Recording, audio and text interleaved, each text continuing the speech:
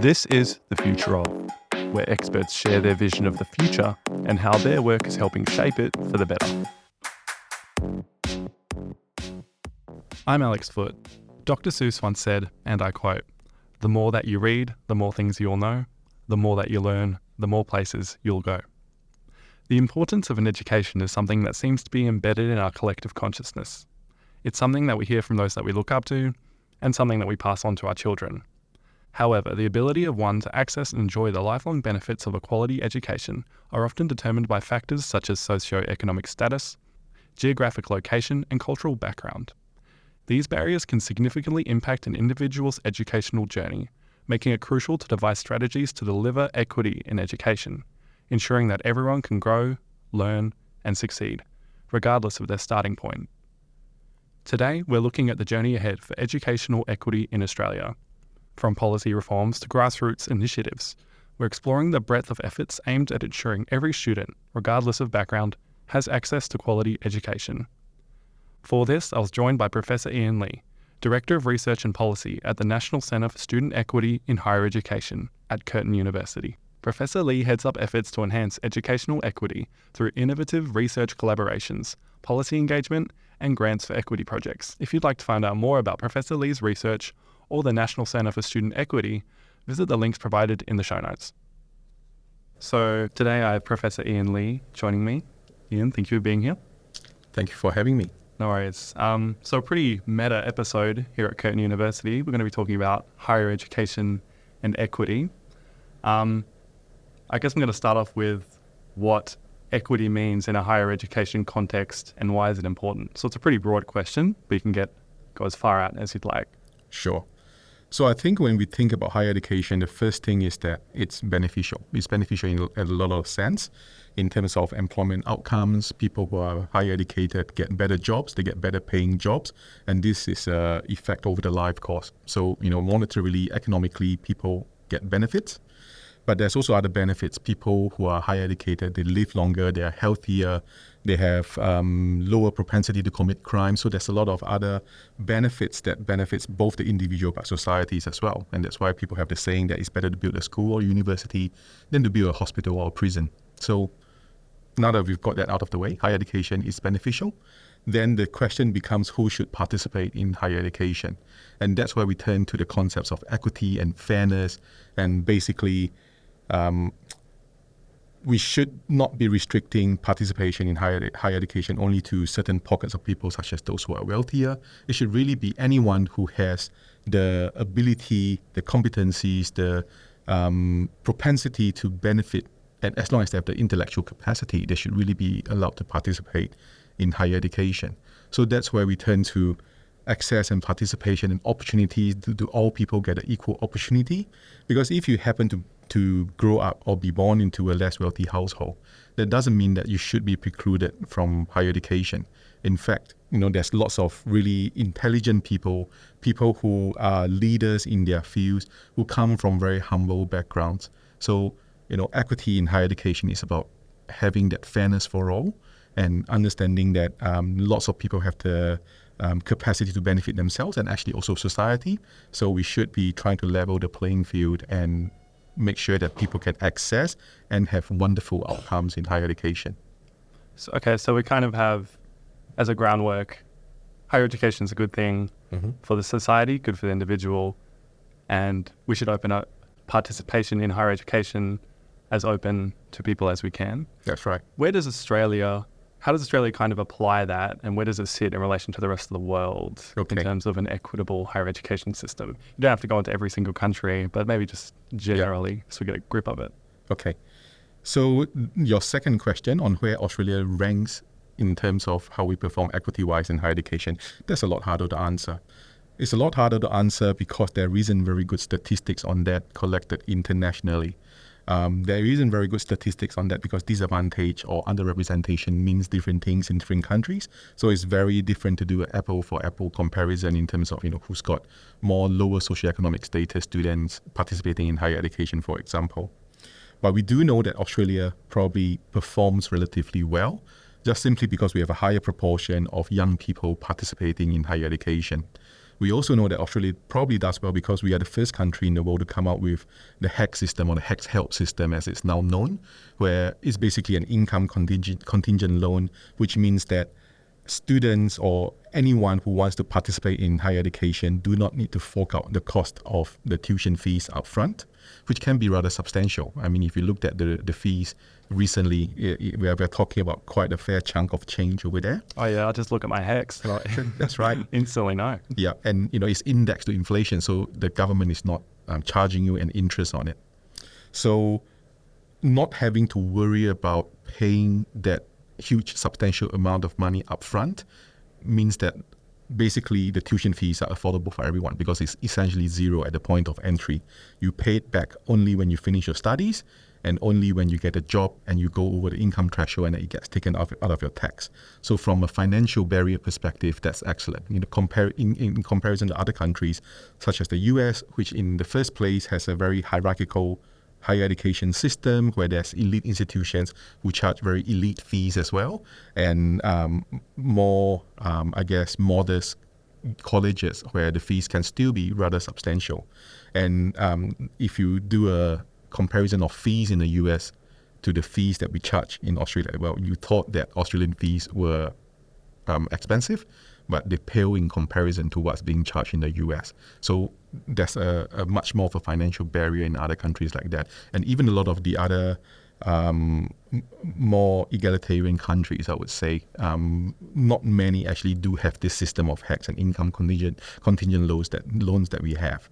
Okay, well, there are some other countries like Germany, for example, where I believe that it's totally free to participate in higher education, but many other countries would actually have some sort of a fee arrangement, and they don't have the income contingent system that we actually have. It's interesting you bring up fees because that kind of makes me think about the level before higher education in Australia, which would be high school education. Mm-hmm. So if I could broadly paraphrase what you said, that in Australia, higher education fees are pretty level across the board from university. We don't have elite universities. Yeah. And one's down at the bottom.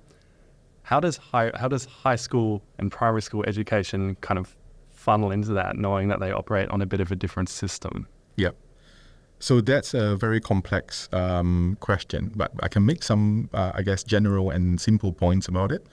Firstly, education is a pipeline. To get into higher education, you have to have done well in high school.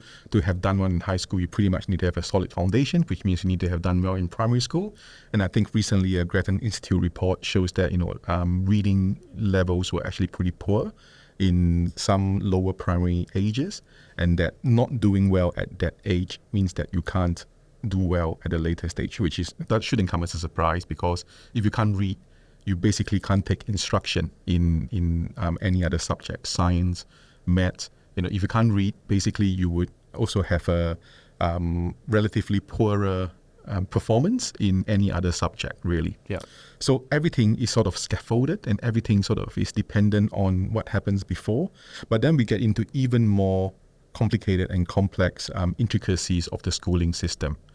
We don't have a system in Australia where every single school is the same. And when I say the same, I mean that not in a good way. If you are in more regional and remote areas, for example, the high school that you attend might not actually offer certain ATAR subjects, which would disadvantage you if you were trying to get an ATAR to go to university, because maybe some of those subjects might actually be required to actually gain admission to a certain course. Some of them might be subjects that you're more passionate about, which means that you're also more likely to do well in them. And if you do well in them, that brings up your ATAR rank, and it's on the basis of ATAR ranks that people get admitted into university or not.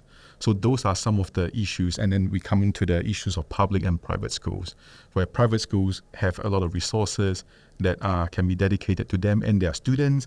And to a certain extent, some students are even groomed to actually do well in entry examinations. So they have a bit of an advantage over students from non-private schools or public schools, where they might actually not do that well to get into university.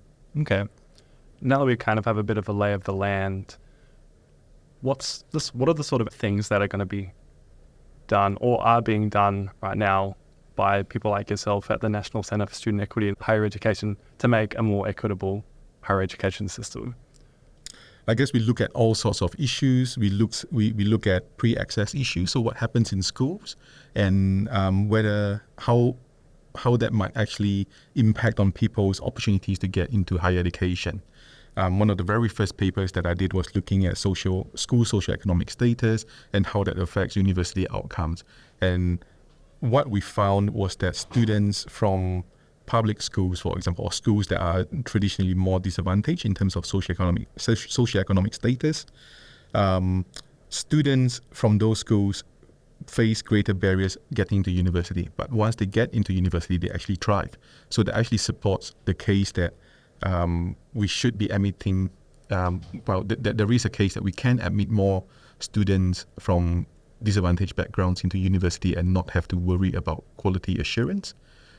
So that's one thing that we've done. We've also looked at alternative pathways into university. So ATAR, which we do know is associated with academic outcomes at university, but will non-traditional ways of getting students to university actually be worthwhile and feasible to students who come in through non-ATAR pathways actually thrive at university. And our research suggests that there's no one-size-fits-all. Some non-ATAR pathways, students who enter through some of those non-ATAR pathways don't do that well, but there are some non-ATAR pathways such as enabling programs where students actually do pretty well in. Yeah. So, that gives us a bit of evidence to actually look at which ones students might come in where they will actually succeed. Yeah, I think even just anecdotally, that's true. When I was going through uni, a lot less people than I thought did ATAR, and even less people cared. I think the old adage, what ATAR did you get, is more irrelevant than ever, but in a good way. Yep. Knowing that once you're in university, if there's enough support available for you, you'll actually be able to succeed. Yep. I guess, what are the priorities from like a government or like a center level for you to make a more equitable system? Yep. So with regard to governmental priorities, for now we can only guess because the University Accord final report is due any day now. But we can sense from the interim report and what government minister has said so far, is that equity is definitely front and center of the recommendations and the reforms that are coming.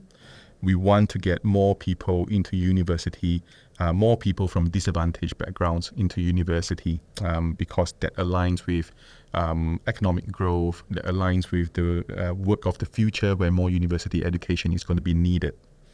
I think what the priorities stemming from that are, so how do we get them in? But beyond that, how do we actually make sure that they succeed and thrive at university and beyond? And that beyond part is also important because the labor market is not an easy system to actually navigate. We need to make sure that the degrees and the skills that these young people are actually being put forward to get education and training in is actually lined up with jobs of the future, because it does no one any good to actually give people an education at great expense to both individuals and society, only for them to end up not having a job in the future. So are we looking at the right sort of pathways to a career for young people? Are we making sure that they actually finish their education in the first place? Because research that the center has commissioned in the past has actually found that non-completion can be quite high, and students can remain in the higher education system for 9 years or actually beyond trying to finish their degree. Yep. Part of that comes into the fact that the way that university students learn has changed as well. I think in the 1980s, about 40% of young people were working while studying at university. Fast forward another 30, 40 years, and that figure is sitting closer to 80%. So a lot more young people have to work while they're at university, partly to support themselves. So, that calls into question, are the financial support that we give them, is that adequate? But also, do they actually have the opportunity to dedicate themselves to their studies and focus? And I think a bit of work is always good because it gives us that transferable skills that we need longer term in our careers. But if we are spending lots of time working, then something must be being given up, and that's probably studying and doing well in our subjects at university. Yeah.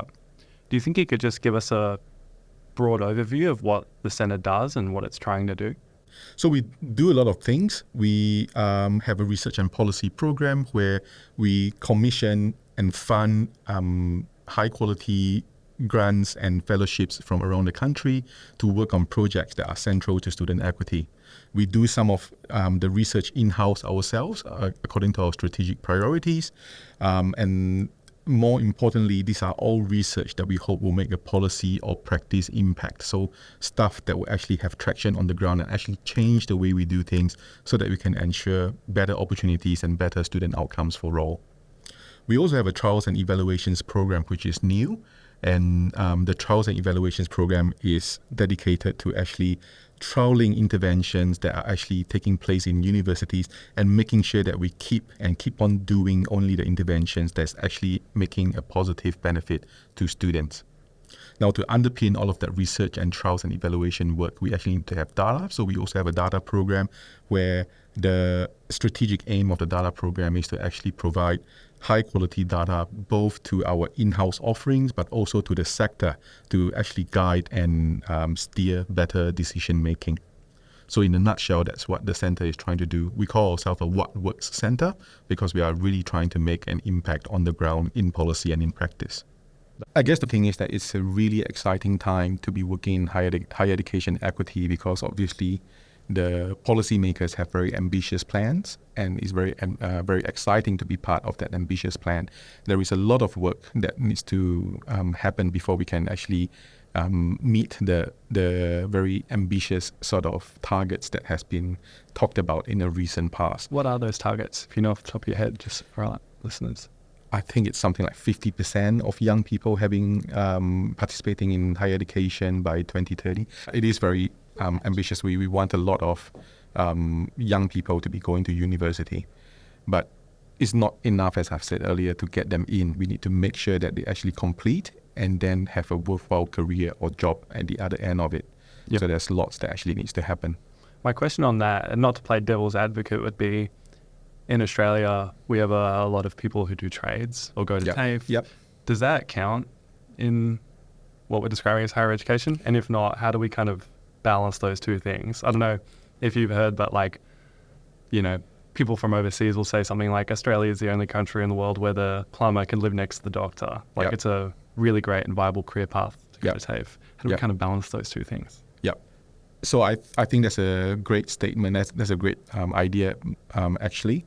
So I think, like what you said, in Australia, worthwhile career is not just those that requires a university education. People can succeed equally if they're in a blue-collar job or in a trades job. So we certainly should not be discounting that. The vet sector has got quite a bit to offer as well.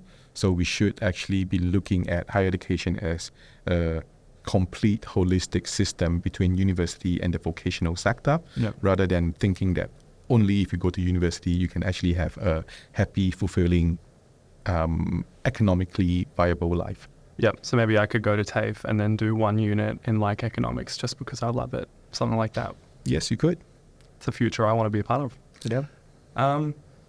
So you have a pretty diverse research background, which we super briefly touched on before, health economics, labour market outcomes. Did you have any sort of pivotal moment, or what sort of sparked your interest to get into higher education studies? So I've actually been involved in labour economics and the economics of education for quite a long time now. In fact, even before I started dabbling in health economics, I did my honours degree, my honours research and my PhD research in labour economics. So I've always been interested in that side of things. Even while I moved to the School of Population and Global Health at UWA, where I was a health economist, I've always kept up and been active in research on higher education policy and higher education equity research. It's always been something that's part of me, and it's always been an area that I'm very passionate about, and I see myself as having something to offer in that space, and that's why I've always kept up that interest in that side of things. I guess one additional point is that equity is actually a very big thing in the health sector as well, which is why it's been sort of complementary, and a lot of the concept that we've been talking about in higher education equity, that's it has its parallels and its mirror actually in the health sector as well. Health equity is basically the existence of inequalities that are actually avoidable, and I see that being mirrored exactly in higher education as well. Yeah. Wow, I didn't think of that. Do you have any interesting projects that you're working on at the centre right now? And maybe what are their hoped outcomes? Yeah. So we are working on quite a few things. One project that I'll mention here is that we are looking at whether the type of school sector that you come from will affect your experience at university. And this is because, every year when I say we, I'm talking about the higher education sector. The higher education sector runs the student experience survey. And I think there's always some comparison of institutions. They will say that, certain university did better, certain university did worse. Now, I suspect that some of that might actually be driven by people's backgrounds. So if you came from a private school where you had lots of resources being dedicated to your schooling, and then you came to university and realized that actually you are expected to be a lot more independent and there's far less resources being dedicated to you, you might actually feel like you have a much more dismal university experience. And then you can say the reverse might be true of the public schools. So that's what we want to actually look at and just try to disentangle that a little bit more. I've heard that anecdotally as well. That's right. And maybe even in the satisfaction rates of some universities, why you see some are so low, obviously for a bunch of other reasons too. Yeah. But because the private school experience is so different to university, for better or for worse, right? That's right. Some students are just entering with higher expectations and they are not that happy when those expectations are not met. Do you have any stories or experiences with an individual community that influenced your approach to what you study?